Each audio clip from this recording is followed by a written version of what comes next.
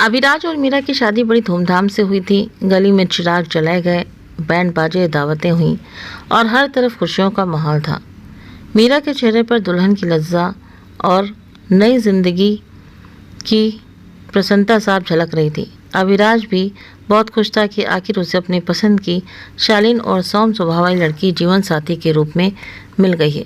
उसने खुद वादा किया था कि वो मीरा को हर खुशी देगा और उसे कभी किसी कमी का एहसास नहीं होने देगा। दोनों का रिश्ता प्रेम और विश्वास से जुड़ा हुआ था और शुरुआत में ऐसा लगने लगा जैसे जिंदगी सच में खूबसूरत सपना बनने जा रही है। माँ के मन में भी संतोष था कि बेटी की शादी हो गई और अब घर में एक नई बहू आ गई है जो घर के कामकाज में मदद करेगी। शुरुआती कुछ दिनों में माँ ने बहुत स्नेह दिखाया। मीरा को बहू नहीं बल्कि बेटी कहकर बुलाया। सास ने गले लगाकर कहा, अब ये घर तुम्हारा अपना है, जो चाहे कर सकती हो। मीरा को लगा जैसे वो सचमुच भाग्यशाली है जिसे इतना प्यार और अपनापन मिला है। मीरा ने भी मन लगाकर सबका दिल जीतने की कोशिश की। वो सुबह सवेरे उठती, नाश्ता तैयार करती, पूरे घर की सफाई करती और सबके आराम का ध्यान रखती। जब विराज दफ्तर से लौटता तो वो उसका इंतजार करती, हाथों में चाय का प्याला और चेहरे पर मुस्कान, जैसे दिन भर की थकान एक पल में दूर हो जाती। मगर ये सुकून ज़्यादा दिनों तक नहीं टिक नहीं सका। समय और व्यवहार बदलने लगे। माँ का रवैया दिन ब दिन बदलता जा रहा था। वही महिला जो शादी के दिनों में मोहल्ले में हर व्यक्ति के सामने मीरा की तारीफें करते नहीं थकती थी, अब उसी के अस्तित्व को चिढ़ने लगी थी। अगर सुबह नाश्ता थोड़ी देर से बने तो माँ के चेहरे पर नाराज़गी साफ दिखती। कपड़ों में जरा सी भी कमी बेशी होती तो आवाज़ ऊंची हो जाती। मीरा हैरान थी कि ये सब बदलाव अचानक क्यों आ गया, लेकिन वो दिल को समझाती कि शायद ये समय की बात है, सब ठीक हो जाएगा। पहला बड़ा आघात तब हुआ जब अभिराज घर का खर्च पूरा करने में असमर्थ होने लगा। माँ ने खुले शब्दों में मीरा को अशुभ कह दिया, जब से ये घर में आई है मेरे बेटे का भाग ही डूब गया। पहले नौकरी गई, अब दिन ब दिन खर्च बढ़ते जा रहे हैं। ये औरत अशुभ है। मीरा के कानों में ये वाक्य किसी गोली की तरह लगा। वो चुपचाप रसोई के कोने में खड़ी रही, आंखों में आंसू लेकिन चेहरे पर संयम का पहरा। उसने कोई जवाब नहीं दिया। शायद उसने सीख लिया था कि इस घर में जवाब देने का अधिकार सिर्फ उन्हीं को है जिसके हाथ में शक्ति है। अब माँ ने उसे नौकरानी की तरह बरतना शुरू कर दिया था। सुबह 4 बजे अलार्म बजता, मीरा उठती, आटा गूंथती, नाश्ता बनाती, सबके कमरे साफ करती और दिन भर काम करती रहती। शाम को अगर वो जरा सा भी बैठ जाती तो ताने सुनने पड़ते, आराम करने आई है, ये घर की बहू है या रानी। अब दुरानी ने भी माँ का साथ देना शुरू कर दिया था और तानों में वो भी शामिल हो गई थी। वो पहले दिन से ईर्ष्या करती थी कि नेक नई लड़की आ गई जो शायद सबका ध्यान अपनी ओर खींच ले। अब जब मीरा पर आरोप लगने लगे तो भाभी के लिए जैसे मौका मिल गया। तानों की धार हर रोज मीरा के दिल को घायल करती। चाय भी मेरे पति की कमाई से पीती है, मजे करो और घर बैठकर राज करो। मीरा ने चाय पीना छोड़ दिया। वो हर दिन में कुछ न कुछ त्यागती गई, पहले अपनी पसंद की बातें, फिर अपने सपने और जब अपनी खामोशी भी। उसे समझ आ गया था कि यहाँ कुछ भी पाने के लिए पहले खुद को खोना पड़ेगा। अभिराज सब देखता था। वो जानता था कि माँ का व्यवहार निर्दयी होता जा रहा है और भाभी के ताने जहर जैसे लगते हैं, मगर अब उनके पास कुछ कहने के लिए हिम्मत नहीं बची थी। वो दिन भर नौकरी के लिए बाहर रहता, शाम को थका मांदा घर आता और माँ की शिकायतें सुनता। माँ उसे हर बार याद दिलाती कि वो अपनी पत्नी की वजह से बर्बाद हो रहा है। ये तो तेरे भाग में ही नहीं थी, मैंने पहले ही कहा था, हमने कितनी मेहनत से तुझे पाला और ये आकर सब ले गई। माँ की बातों का असर विराज पर भी पड़ने लगा था। कभी कभी वो भी खुद भी सोचता कि शायद माँ ठीक कहती है, शायद वाकई मीरा अशुभ है, क्योंकि शादी के बाद से जीवन में कोई सुख नहीं आया। मगर जब वो मीरा को रात को चुपचाप रोते हुए देखता तो उसका दिल टूट जाता। वो जानता था कि मीरा जैसी लड़की कभी बद्दुआ नहीं देती, बस अंदर ही अंदर टूटती जाती है। एक दिन ऐसा भी आया जब माँ ने मीरा को सबके सामने डांटना शुरू कर दिया, सिर्फ इसलिए क्योंकि सब्जी में नमक थोड़ा ज़्यादा था। क्या यही सीख कर आई हो अपने घर से? तुम्हारी माँ ने तुम्हें कुछ नहीं सिखाया? मीरा ने नज़र झुका ली, आंखों से आंसू बह निकले मगर शब्द ना निकले। अभिराज पास ही बैठा था मगर कुछ नहीं बोला। वो चुपचाप देखता रहा, जैसे अब उसके पास बोलने का कोई अधिकार नहीं था, जैसे सच बोलना अब बहुत महंगा हो गया हो। उस दिन के बाद मीरा की नींद भी चली गई। वो रात को कमरे में आती, चुपचाप बिस्तर पर बैठ जाती। अविराज उसे देखता मगर कुछ न पूछ पाता। जब वो उसका हाथ पकड़ता तो वो मुस्कुरा कर कहती, मैं ठीक हूँ, और करवट बदल लेती। इन खामोश हाथों में उनके बीच दूरियां बढ़ने लगी। माँ दिन ब दिन कठोर होती गई। ऐसा लगने लगा जैसे रिश्ते अब सिर्फ जबरदस्ती का नाम रह गए हैं। और सबसे बड़ी तकलीफ ये थी कि जिस पति पर मीरा ने सब कुछ छोड़ दिया था वो अभी चुपचाप सब कुछ सहता जा रहा था। उसकी खामोशी मीरा के दिल में घाव बनकर जमती जा रही थी। बारिश का मौसम था, बाहर ठंडी हवा चल रही थी, लेकिन मीरा के माथे पर पसीना था।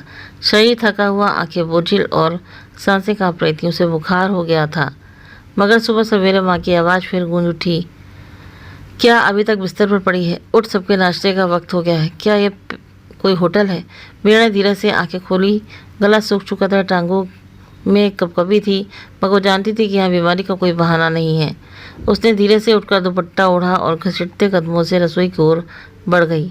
गैस जलाई, चाय चढ़ाई, पराठे बनाने शुरू किए। बार बार आंखों के सामने धुंध छाने लगती, मगर हाथ नहीं रुके, क्योंकि अगर एक बार रुक गई तो ताने तूफान बन जाएंगे। माँ दरवाजे के पास खड़ी थी, दोनों हाथ कमर पर, नज़रों में तिरस्कार। इतनी सी बात पर बुखार चढ़ गया? अभी से नाज उठाओगी? हमारे घर की औरतें तो 3-3 दिन बुखार में खेतों में काम करती थीं, और एक तू है कि घर के काम से भी भाग रही है। मीरा ने कुछ नहीं कहा, बस नज़र झुका ली और रोटियां सेकती रहीं। भाभी कमरे से बाहर निकली, उंगलियों से बाल समेटती हुई बोली, और जैसे ही मीरा की हालत देखी हंस पड़ी। तो बुखार में भी काम कर रही है, वाकई सेवा भावना से भरी बहू है। पर जरा सी चाय भी मेरे पति की कमाई से पीती है, बाकी सब कुछ खुद कर दिया। रोटी बनाने के लिए मीरा के हाथ रुक गए, पलकों के कोने भीग गए, मगर आँख से कोई आंसू नहीं गिरा। सहनशीलता की अंतिम सीमा थी, मगर जुबान फिर भी शांत रही। उसने बस खुद से कहा, चाय छोड़ दो, पर इज्जत कैसे छोड़ दूँ? अभिराज उस वक्त तक कमरे में ही था। माँ की बातें वो रोज ही सुनता था। अब यह आवाज़ें नई नहीं लगती थी। वो भीतर ही भीतर शर्मिंदा होता, मगर हिम्मत नहीं जुटा पाता कि जाकर कुछ बोल सके। वो जानता था कि अगर बीच में आए तो माँ का गुस्सा और बढ़ जाएगा और मीरा को और बातें सुननी पड़ेंगी। इसीलिए वो चुप रहा, बिस्तर पर लेटा रहा, जैसे ही कुछ हुआ ही ना हो। मीरा ने अपना सारा काम पूरा किया, बर्तन धोए, फर्श साफ किया और फिर जाकर रसोई में कोने में बैठ गई। बुखार और चढ़ चुका था, हाथ कांपने लगे थे। उसी वक्त माँ ने फिर आवाज़ दी, चाय ला दी, मैं थक गई हूँ। मीरा ने फिर से उठी, कप उठाया, चाय डाली, अम्मा के पास जाकर रखी और वापस जाने लगी तो माँ ने रोक लिया। रुक जरा, सुन, कपड़े धोने हैं, बाथरूम साफ करना है, और मीनू की फाइल भी निकाल कर रख देना, वो शाम को आ रहा है। और सुनो, मायके फ़ोन मत करना, हम यहाँ तुम्हें खिलाने पिलाने के लिए नहीं हैं। मीरा ने बस सिर हिलाया और कमरे की ओर बढ़ गई। उसके कदम लड़खड़ा रहे थे, पर वो गिरना नहीं चाहती थी, क्योंकि यहाँ गिरने का मतलब था हमेशा के लिए नीचा दिखाया जाना। अविराज दरवाजे के पास खड़ा ये सब देख रहा था। उसका दिल भीतर से टूट रहा था, मगर होठ शांत थे। जब मीरा पास से गुजरी तो उसने धीरे से कहा, बाजू पकड़ा, कुछ खा लो और दवा ले लो। मीरा ने बस हल्की सी मुस्कान दी, पैसे नहीं है दवा के लिए। ये वाक्य जैसे अविराज के सीने में तीर बनकर उतर गया।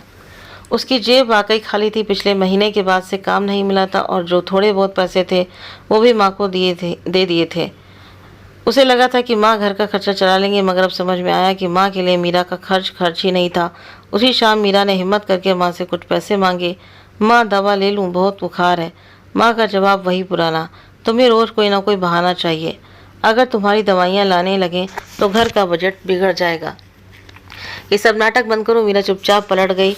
दवा की उम्मीद खत्म हो चुकी थी। उसने पानी पिया और लेट गई। शरीर में आग सी जलक रही थी, पर कमरे में सन्नाटा था। अविराज पास बैठा था। उसने मीरा का हाथ पकड़ा।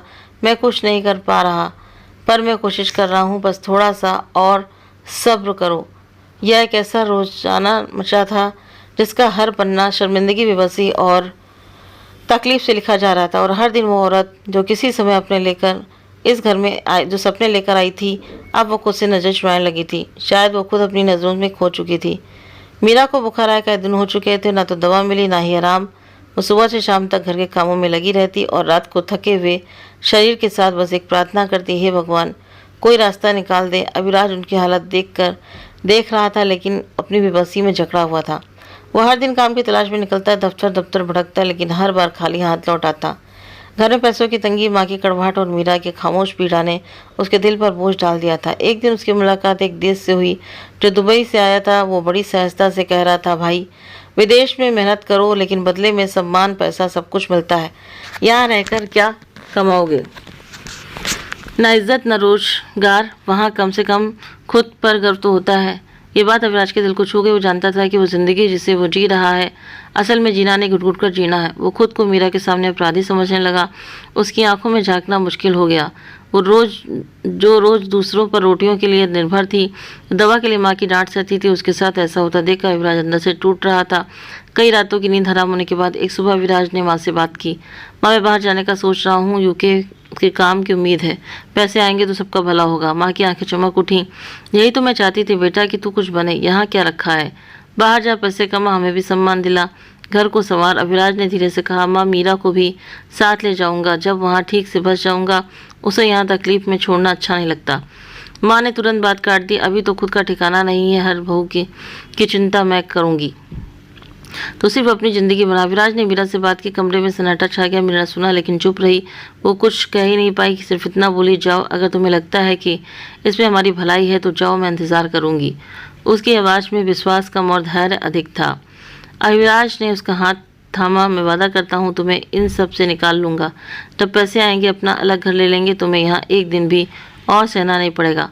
मीरा ने हल्की सी मुस्कान दी, लेकिन ये वादे उसे सपने जैसे लगे, सपने जो वो रोज़ देखती थी लेकिन हर सुबह फीके पड़ जाते थे। कुछ हफ्तों बाद अविराज के कागजात पूरे हो गए। माँ, जो बहू की दवा के लिए एक पैसा देने को तैयार नहीं थी, बेटे को विदेश भेजने के लिए अपने गहने तक बेच बैठी। वीजा आ गया, टिकट बुक हो गई। माँ ने खुशी से घी के दिए जलाए, मोहल्ले में मिठाइयाँ बांटी और सबसे कहा, मेरा बेटा अब विदेश जाएगा, बड़ा आदमी बनेगा। घर का माहौल पूरी तरह बदल गया। वही माँ जो हर वक्त नाराज घूमती थी, अब हर समय मुस्कुराती थी। देवरानी भी मीठा बोलने लगी, जैसे सब लोग अविराज की विदाई को अपनी सफलता मानने लगे। लेकिन मीरा की दुनिया और सिमट गई। उसके लिए अविराज सिर्फ पति नहीं, उसकी अंधेरी जिंदगी में एक उम्मीद की एकमात्र किरण था, और अब वो भी जा रहा था। विदा की रात अविराज मीरा के पास बैठा और उसे एक पर्स थमाया जिसमें कुछ रुपए थे। ये थोड़े पैसे हैं जो मैंने बचाए हैं, दवा ले लेना, अपना ख्याल रखना, माँ से डरना मत, मैं तुम्हारे साथ हूँ। मीरा ने पैसे नहीं देखे, सिर्फ उसकी आंखों में देखा। वो जानती थी कि अविराज मजबूर है, वो उसे प्रेम करता है, लेकिन ये प्रेम अब दूरी की कैद में जा रहा है। सुबह जब अविराज ने एयरपोर्ट की ओर कदम बढ़ाए, माँ आनंदित थी। दोस्त और परिचित विदा करने आए थे। मीरा दरवाजे के पीछे खड़ी थी, चुपचाप और उदास, आंसू बहा रही थी। जहाज उड़ गया, माँ के सपने अब आसमान तक पहुँच गए थे और मीरा वो एक बार फिर अकेली रह गई, वादों के सारे और सपनों के बोझ तले। उसे ये नहीं पता था कि ये पर्दा दूरी कितना लंबा चलेगा और ये फासला कितने दर्द लाएगा, लेकिन वो चुप रही और अब सीख चुकी थी कि सहन करना ही उसकी किस्मत है। इंग्लैंड की ठंडी हवा, अनजानी भाषा और नए लोगों के बीच अविराज ने पहली बार कदम रखा तो दिल में एक अनजाना डर बैठ गया। वो सब कुछ पीछे छोड़ आया था, अपने सपने, बीवी की आंखों का दर्द और माँ का झूठा आत्मसम्मान। अब सिर्फ एक चीज़ उसके सामने थी, वो थी कमाई। वो दिन रात एक एक कर काम करने लगा, कभी किसी गोडाउन के डिब्बे उठाना, कभी होटल में बर्तन धोना, कभी बारिश में पार्सल पहुंचाना। थकान से बदन टूट जाता, लेकिन दिल को सुकून रहता कि सब में अब वो किसी पर बोझ नहीं बल्कि किसी की उम्मीद बन रहा है। हर महीने वो अपनी कमाई का बड़ा हिस्सा माँ को भेजता ताकि घर में शांति रहे, मीरा को सहारा मिले और ज़िंदगी थोड़ी बेहतर हो सके। शुरू के कुछ महीनों में जब वो घर फ़ोन करता तो माँ की आवाज़ खुशी से भरी होती, बेटा तूने हमारी किस्मत बदल दी, तेरा भेजा हुआ पैसा आ गया है, सब कुछ अच्छा चल रहा है। अविराज सुनता और सोचता, शायद अब मीरा को भी सुकून मिला होगा, शायद माँ ने अपना बर्ताव बदल लिया होगा, शायद अब वो पुराने जख्म भर चुके होंगे। लेकिन जब भी वो मीरा से बात करना चाहता, माँ का कोई बहाना होता, सो रही है, थक गई है, बाजार गई है, भाभी के यहाँ है, बाद में बात करवा दूंगी। शुरू में उसने इन बातों को नज़रअंदाज किया। विदेश की थकान, अकेलापन और समय की कमी ने सवाल करने का मौका ही नहीं दिया। मगर एक दिन वो बहुत बेचैन हो उठा। दिन भर की थकान के बाद उसने माँ से कहा, माँ बस मीरा से 2 बातें करवा दो, बहुत दिन हो गए उसकी आवाज़ सुने हुए। माँ ने ठंडी सांस ली और बोली, बेटा अभी तो वो मंदिर गई है, तेरे लिए ही प्रार्थना मांगने जाती है। ये बात अविराज के दिल में सक बनकर उतर गई। मीरा की चुप्पी अब स्वाभाविक लगने लगी थी। अगली बार कॉल पर उसने पूछा, क्या मीरा मुझसे बात नहीं करना चाहती, क्या सब ठीक है? माँ का लहजा बदल गया। तो विदेश में बैठा है, सब कुछ ठीक देखना चाहता है, यहाँ के हालात तो हम भुगतते हैं। वो लड़की अब नखरे दिखाती है, रूठी रहती है, और तू तो बस पैसे भेजता है। घर के मसले तुझे क्या मालूम? अविराज को यह बात चुभ गई, लेकिन उसने कुछ नहीं कहा। उसे हमेशा माँ की बातों पर भरोसा रहा था, मगर अब दिल कुछ और कहने लगा था। अगली बार उसने पैसे मीरा के नाम से मनी ऑर्डर किया। दिल में उम्मीद थी शायद वो खुश हो जाएगी, शायद कोई पत्र या फ़ोन आए, कोई धन्यवाद, कोई नमस्ते ही सही, लेकिन सिर्फ चुप्पी मिली। फ़ोन किया तो माँ बोली, अब बीवी के चक्कर में माँ को नज़रअंदाज करोगे? वो खुद ही कुछ नहीं बोलती। तुम क्या उम्मीद लगाए बैठे हो? अविराज का मन उलझन में पड़ गया। क्या मीरा सच में खुश नहीं है या कुछ छिपाया जा रहा है? लेकिन हर बार वो अपने आप को समझाता, नहीं माँ, हमें झूठ क्यों बोलेगी, वो तो सब कुछ संभाल रही है। शायद मीरा ही बदल गई है। विदेश में समय बीतता गया। अविराज की कमाई बेहतर होने लगी। उसने कपड़ों की एक दुकान में पार्ट टाइम नौकरी पकड़ ली, जहां उसे थोड़ा सम्मान मिलने लगा। वो खुद को एक नया इंसान महसूस करने लगा, मजबूत, जिम्मेदार और कुछ दिन कर दिखाने वाला। मगर दिल में एक कमी अब भी थी। मीरा की आवाज़, उसकी बातें, उसकी खैरियत। दिन रात मेहनत के बावजूद वो अकेला था। रूम के एक कोने में लेट कर वो रात को फ़ोन की स्क्रीन पर सिर्फ एक संदेश का इंतज़ार करता, मैं ठीक हूँ। मगर वो संदेश कभी नहीं आया। उसने एक दिन खुद से वादा किया कि इस बार बिना मीरा से बात किए फ़ोन नहीं रखूँगा। उसने समय निकाला, दिल को मजबूत किया और माँ को फ़ोन किया। माँ, मीरा से बात करवाइए। अभी माँ के लहजे में वो नरमी नहीं थी जो पहले हुआ करती थी। क्यों हर बार जिद करता है? तो वो किसी काम से बाहर गई है? तुझे क्यों चैन नहीं आता? सब कुछ ठीक है ना? पैसे समय पर मिल रहे हैं ना? अब पत्नी की इतनी फिक्र तो ले आ उसे यहाँ। अविराज चौंक गया। माँ के शब्दों में छिपा ताना बहुत साफ था। वो एक पल के लिए खामोश हो गया, फिर धीरे से बोला, माँ बस उसकी आवाज़ सुनना चाहता हूँ, इसमें क्या गलत है? माँ ने व्यंग्य से कहा, अभी तो तू परदेश गया है और दिल वहीं लगा बैठा है।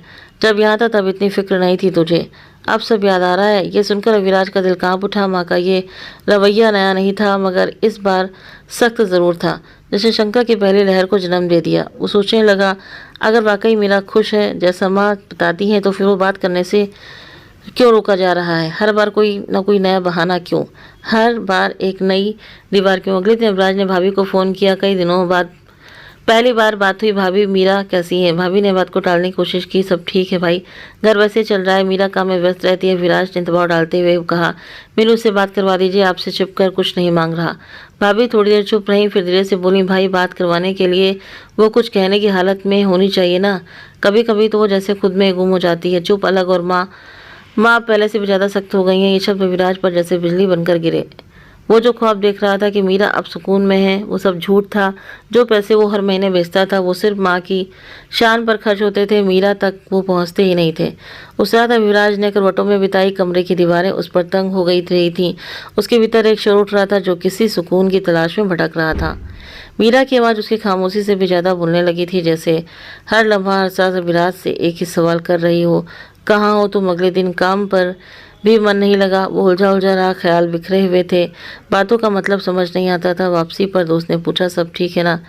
अविराज ने कहा, इतना कहा पता नहीं, या शायद नहीं। ये उसकी ज़िंदगी में पहली बार था जब उसे एहसास हुआ कि उसके हाथ से कुछ फिसल रहा है और वो चाहकर भी उसे रोक नहीं पा रहा है, ना ही समझ पा रहा था कि असली सच क्या है। और यही शंका की पहली लहर थी जो आने वाले तूफान की आहट बन चुकी थी।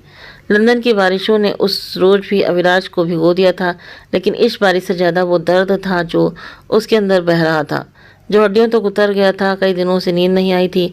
दिल किसी अनजाने डर से जकड़ा हुआ था। हर बार जब माँ से बात होती, शक की सुई और गहरी हो जाती। भाभी के कहे वो शब्द, वो तो खुद में ही गुम हो गई है। माँ अब और सख्त हो गई हैं। अब सिर्फ शब्द नहीं रहे, ये बेरहम हकीकत की ओर इशारा करते थे। जितना वो इन बातों को नजरअंदाज करने की कोशिश करता, उतना ही ये बातें उनके ख्वाबों में उतर आती। एक रात बिस्तर पर लेटे हुए अचानक उठ बैठा, मोबाइल उठाया और टिकट की वेबसाइट खोल ली। बिना किसी योजना के, बिना किसी को बताने के, बस एक ही इरादा था, वापस आना है। सब कुछ अपनी आंखों से देखना, मीरा की आंखों में देखना है कि वो कैसी है। उसे किसी को बताने की ज़रूरत ही नहीं लगी। माँ को बताया तो शिकायतों की बौछार हुई। क्या हुआ, सब ठीक तो है ना? अब अचानक आने की क्या ज़रूरत है? परदेश में मेहनत करो, यहीं की फिक्र करो। अविराज ने छोटा सा जवाब दिया, बस आना चाहता हूँ, कुछ दिन की छुट्टी ली है। माँ के लहजे में छुपे डर को अब वो पहचान चुका था। वो लहजा अब बदला हुआ था। मोहब्बत के पर्दे में छिपी बेचैनी थी। वो माँ जो हमेशा उसके आने की प्रार्थनाएं करती थी, अब उसके अचानक आने पर परेशान क्यों हो गई? यही सवाल अविराज की शंका को यकीन में बदलने लगा। टिकट कंफर्म हुई, सामान बांधा और 3 साल बाद वो हिंदुस्तान की सरजमीं पर कदम रखने वाला ही था। वहीं एयरपोर्ट, वहीं सड़कें, मगर अविराज की आंखें अब कुछ और तलाश कर रही थी। टैक्सी में बैठते ही उसने आंखें बंद कर लीं, जैसे चाहता हो रास्ता छोटा हो जाए, क्योंकि अब हर लम्हा एक सदी जैसा लग रहा था। घर का दरवाज़ा खुला तो सामने माँ खड़ी थी। उनके चेहरे पर मुस्कान तो थी, लेकिन आंखों में घबराहट साफ झलक रही थी। अरे मेरे बच्चे आ गया, कोई सूचना तो दे दी होती। अचानक आ गया। अविराज ने माँ को गले लगाया, मगर उसकी झप्पी ढीली थी, उसमें एक अजीब सी बेरुखी थी जिसे माँ छुपाने की कोशिश कर रही थी। और बेटा समझने लगा था। विराज ने इधर उधर नजर दौड़ाई। मीरा कहाँ है? माँ ने झिड़कते हुए कहा। वो अंदर है, शायद सो रही है। आज सुबह से थकी हुई लग रही थी। अविराज बिना जूते उतारे मीरा के कमरे की तरफ बढ़ गया। दरवाजा धीरे से खोला। कमरे में अंधेरा था, बस खिड़की से थोड़ी रोशनी आ रही थी। मीरा बिस्तर पर लेटी थी, गर्दन एक तरफ झुकी हुई थी और शरीर जैसे निश्चल पड़ा था। उसके चेहरे पर थकान नहीं, बल्कि जैसे संवेदना शेष नहीं बची थी। अभिराज की सांसें थम गईं। वो धीरे से पास जाकर बोला, मीरा। मीरा ने आंखें खोली। पहचानने में कुछ पल लगे और जब पहचाना तो होठों पर मुस्कान नहीं आई, बस आंखों से आंसू बहने लगे। विराज ने उसके हाथ पकड़े। वो हाथ जो कभी कोमल हुआ करते थे अब रूखे हो चुके थे। ये क्या हुआ तुम्हें? ये सब कैसे हुआ? मीरा ने कुछ नहीं कहा, बस अभिराज की ओर देखा और नजरें झुका ली। उसकी आंखों में कोई शिकायत नहीं थी, बस थकावट थी। वो चुप्पी जो सब कुछ कह जाती है। अभिराज की पीठ पीछे माँ की आवाज़ आई, देख बेटा, ये बच्ची तो है ही ऐसी, बात कम करती है, अपनी दुनिया में रहती है। हमने तो बहुत कोशिश की इसे खुश रखने की, पर पता नहीं इसे कब क्या बुरा लग जाता है। अभिराज ने माँ की ओर देखा, जैसे सालों का हिसाब लेने वाला हो। माँ, मैं कुछ नहीं कह रहा, बस 2 दिन रहने दो, सब समझ आ जाएगा। माँ के चेहरे पर पसीने की हल्की सी परत दोहराई। उन्होंने बात को हंसी में टालने की कोशिश की। हाँ हाँ, तो थका हुआ है, आराम कर, मैं खाना लगवाती हूँ। मगर अविराज अब जान चुका था कि इस घर में सब कुछ वैसा नहीं है जैसा बताया गया था। वो हर दीवार, हर चुप्पी, हर अदा को पढ़ने लगा था। मीरा की आंखों के नीचे गहरे धब्बे, दुबला पतला शरीर, खामोश होठ, सब कुछ इस बात की गवाही दे रहे थे कि उस पर समय के साथ अन्याय भी हुआ है और उसकी आवाज़ भी दबा दी गई थी। अविराज के आने से घर का माहौल बदल गया था। माँ ज़्यादा बोलने लगी थी, हर वक्त नरमी दिखाती, भाभी हंस कर बातें करती जैसे सब कुछ समान है। मगर अब अविराज वो भोला अविराज नहीं रहा था।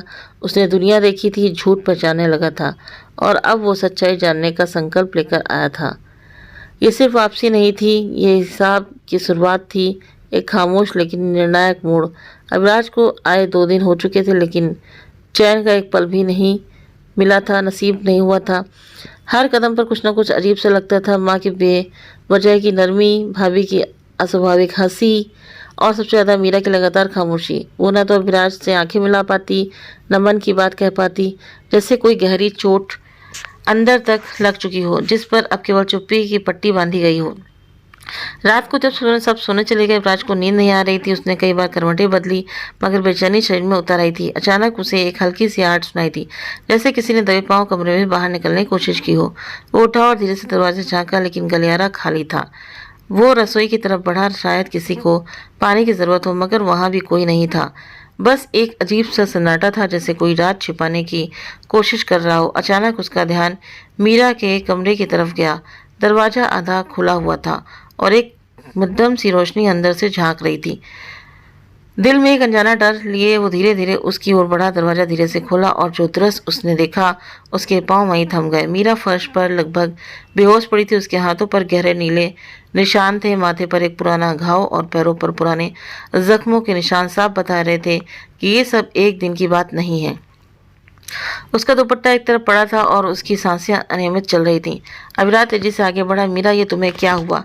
उसने मीरा को सहारा देकर उठाने की कोशिश की, लेकिन वो पूरी तरह बेहोश में नहीं थी। उसकी आंखें बंद थीं, होंठ सूखे और चेहरा बिल्कुल फीका। अविराज पानी का गिलास लाया और उसके होठों से लगाया। मीरा ने थोड़ा पानी पिया और धीरे धीरे आंखें खुली। कुछ पल तो उसे पहचानने में दिक्कत हुई, फिर जैसे होश की एक हल्की लहर दौड़ी। उसने अविराज को देखा। उसकी आंखों में डर और शर्मिंदगी का एक अजीब सा मिश्रण था। तुम क्यों आए? उसकी आवाज़ बहुत ही धीमी और कमज़ोर थी।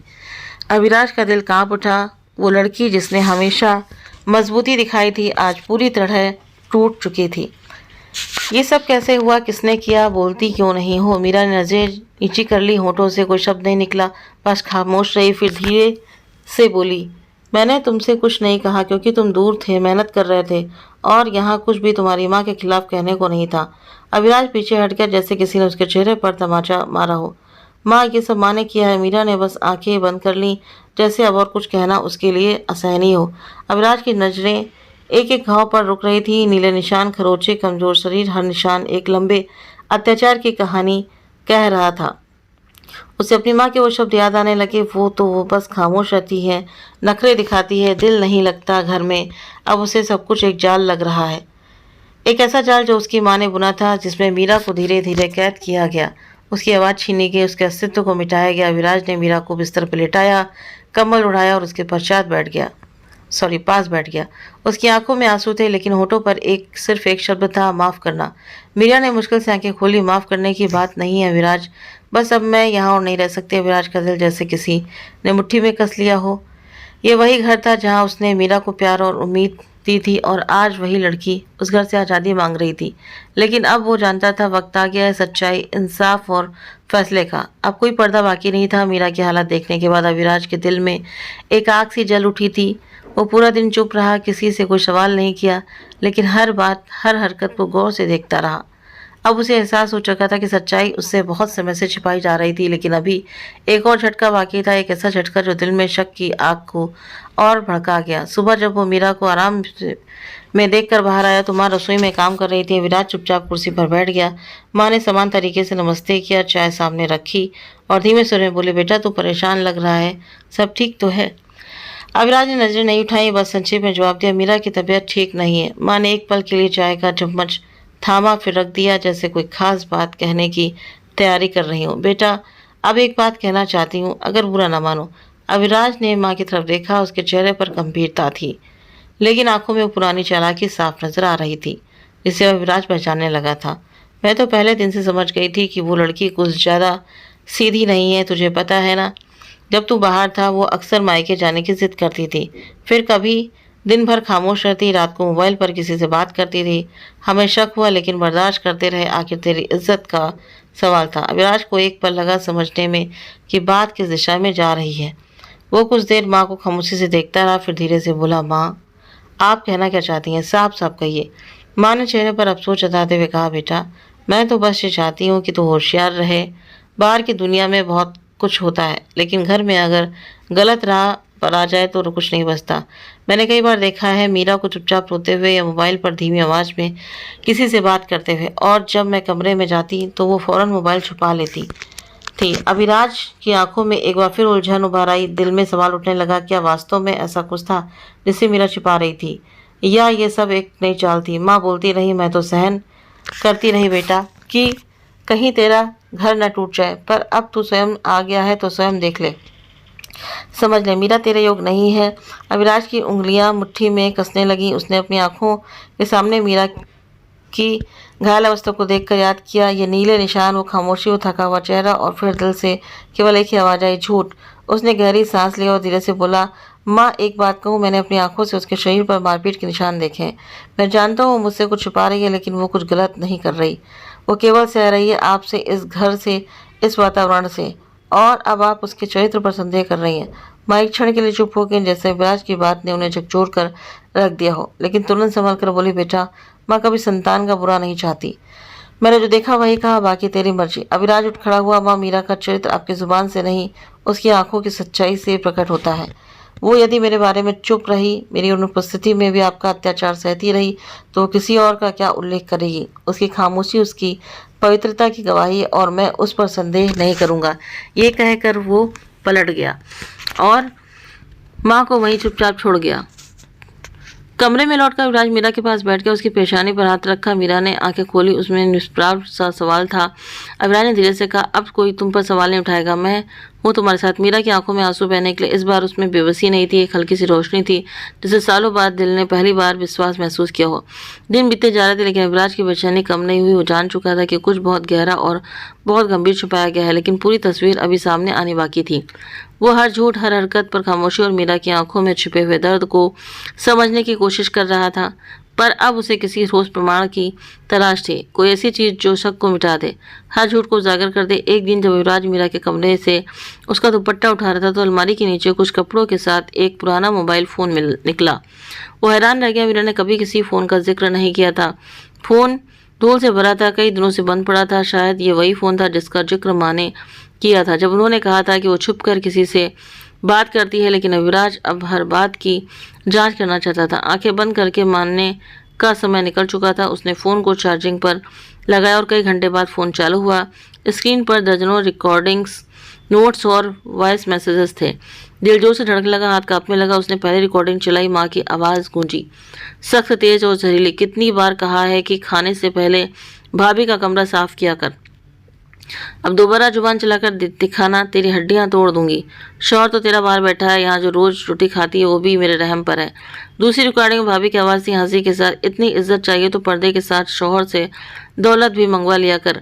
यहाँ तेरी औकात बस जूते सीधे करने की है। और एक रिकॉर्डिंग थी जिसमें चीखने की आवाज़ थी मीरा की, जो कह रही थी, बस मुझे थोड़े से पैसे दे दें, दवा के लिए बहुत बुखार है। उत्तर से माँ की आवाज़ थी, ठंडी और निष्ठुर, मर भी गई तो क्या, एक मुंह कम हो जाएगा। हमने कोई ठेका नहीं ले रखा तेरा। अविराज के हाथ से मोबाइल कांपने लगा। वो एक के बाद एक रिकॉर्डिंग सुनता गया, जैसे हर रिकॉर्डिंग उसके अस्तित्व पर तीर प्रहार कर रही हो। उसकी माँ, जिसे वो सबसे अधिक मानता था, जो उसकी परवरिश पर गर्व करती थी, वही माँ किसी दुश्मन से भी अधिक निष्ठुर साबित हुई। उसे वो समय याद आया जब उसने विदेश से मीरा से बात करने की कोशिश की थी। हर बार माँ ने कोई ना कोई बहाना बनाया। कभी कहा वो सो रही है, कभी बाजार गई है, तो कभी कहा पूजा पाठ कर रही है। और उधर मीरा उस वक्त माँ और भाभी के अत्याचार सह रही थी, भूखी प्यासी, घायल, अकेली। उसे वो दिन भी याद आया जब माँ ने मीरा के क्षेत्र पर सवाल उठाए थे, और आज वही माँ अपनी जुबान से अपने अत्याचारों को स्वीकार करती सुनाई दे रही थी। वो बेकाबू होकर जमीन पर बैठ गया, जैसे पैरों के नीचे से जमीन खिसक गई हो। कुछ देर बाद वो फ़ोन कर लेकर मीरा के पास गया। उसने धीरे से मीरा का हाथ थामा और मोबाइल उसके सामने रखा। उसने कहा, तुमने कभी कुछ क्यों नहीं कहा? मीरा ने उसकी ओर देखा। उसकी आंखें खाली थी, जैसे वो पहले ही सब कुछ हार चुकी हो।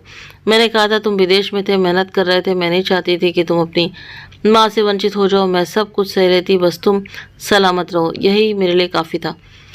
अविराज की आंखों से आंसू बहने लगे। उसने मीरा के दोनों हाथ थाम लिए। मुझे माफ़ कर दो, मैंने सब कुछ देखा सुना पर चुप रहा। शायद मुझे उसी वक्त बोलना चाहिए था जब तुमने पहली बार चुप्पी ओढ़ ली थी। मीरा की आंखों में नमी उभरी, लेकिन इस बार उसके होठों पर एक हल्की थकी हुई मुस्कान थी, जैसे बरसों की पीड़ा के बाद किसी ने उसका दर्द सुना हो।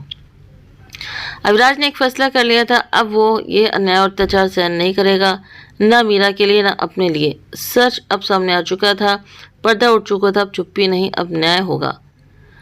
माँ के सामने मोबाइल रखना चाहता था, ताकि हर वो आवाज़ जो मीरा के आंसुओं में दबी रह गई थी, अब सबके सामने गवाही बन सके। सुबह की रोशनी पूरी तरह फैली भी नहीं थी, लेकिन अविराज की आंखें जग चुकी थी। पिछली रात के बाद उसे नींद नहीं आई थी। मोबाइल में रिकॉर्ड की गई आवाज़ें, वो जहरीले शब्द, मीरा की सिसकियाँ, उसकी झूठी हंसी, सब उसके दिमाग में घूम रहे थे। कमरे में मीरा नींद में थी। उसके चेहरे पर वो सुकून था जो बरसों बाद आया था। अविराज ने उसके माथे पर हाथ रखा और फिर बाहर आ गया। माँ आंगन में बैठी थी, भाभी पास ही चाय पी रही थी। दोनों हंस रही थी जैसे कुछ हुआ ही ना हो। अविराज उनके सामने खड़ा हो गया और मोबाइल मेज पर रख दिया। आज हम सब सच सुनेंगे। माँ का चेहरा एक पल में फीका पड़ गया। भाभी के हाथ से प्याली गिर गई। अविराज ने एक रिकॉर्डिंग चलानी शुरू की।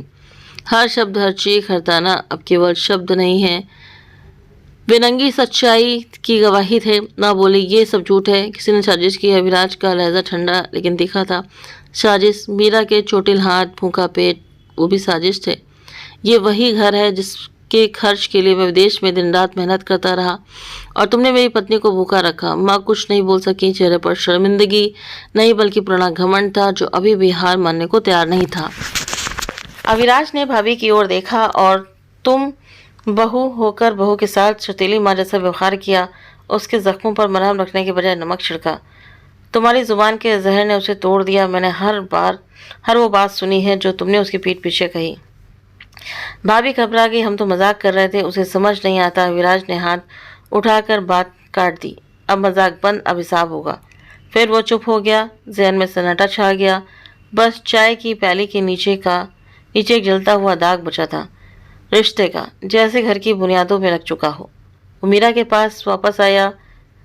वो जाग चुकी थी और खामोश नजरों से अविराज को देख रही थी। अविराज उसके सामने बैठा और नजरें झुकाकर धीरे से कहा, मीरा, तुम पर जो गुजरा वो सिर्फ उनका जुल्म नहीं था, मेरा कसूर भी था। मैंने तुम्हारे आंसू देखे मगर चुप रहा। मैंने तुम्हारी खामोशी को समझा लेकिन कोई कदम नहीं उठाया। मैंने तुम्हें तन्हा छोड़ा इस वादे के साथ कि वापस आकर खुशी दूंगा, लेकिन तुम्हारे हिस्से में सब्र आया, बेरुखी आई, और मैं परदेश में खुद को शौहर समझता रहा।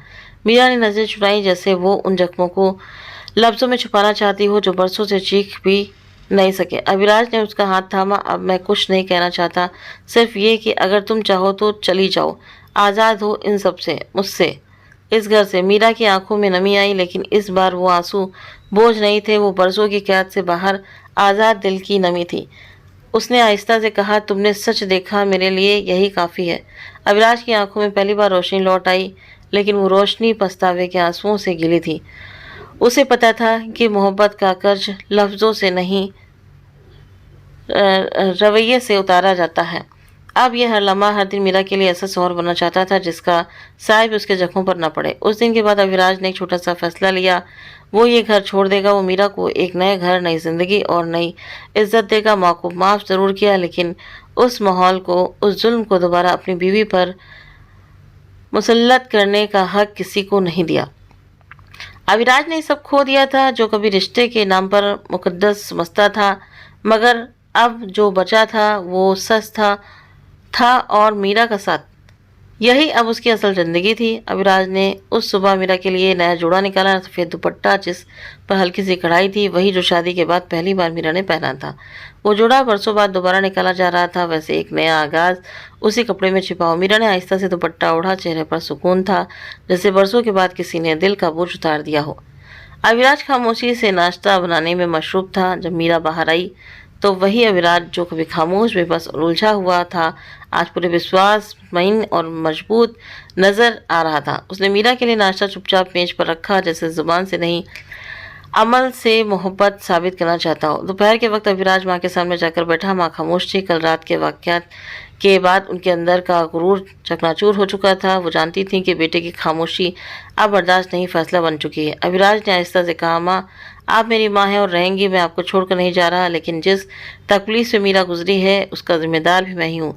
अगर मैं एक और दिन इस घर में रहा तो वो अजियत फिर लौट आएगी। माँ ने नज़र चुराई। शायद उसके पास अब कोई बहाना नहीं था, ना कोई इल्ज़ाम। अविराज ने फिर कहा, मैं आपसे नाराज़ नहीं हूँ, मैं आपको माफ़ करता हूँ, जो हुआ सो हुआ, लेकिन अब मीरा की ज़िंदगी को इज्जत देना मेरा फ़र्ज़ है और उसके लिए मैं उसे इस घर से लेकर जा रहा हूँ।